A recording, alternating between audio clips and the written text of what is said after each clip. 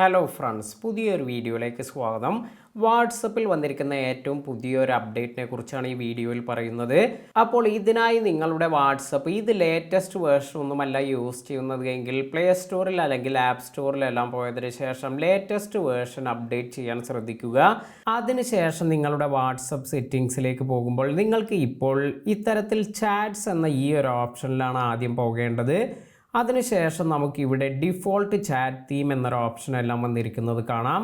അതായത് ഇനി നമുക്ക് ഈ ചാറ്റ് ചെയ്യുമ്പോൾ ഇതിൻ്റെ തീം എല്ലാം തന്നെ ഇത്തരത്തിൽ തന്നിരിക്കുന്നതിൽ നിന്നും നല്ല തീം എല്ലാം നമുക്ക് സെലക്ട് ചെയ്യാനുള്ള ഒരു ഓപ്ഷൻ എല്ലാമാണ് വന്നിരിക്കുന്നത്. ഇവിടെ നിങ്ങൾക്ക് കാണാം ഒരുപാട് നല്ല നല്ല തീമുകളെല്ലാം വന്നിട്ടുണ്ട്.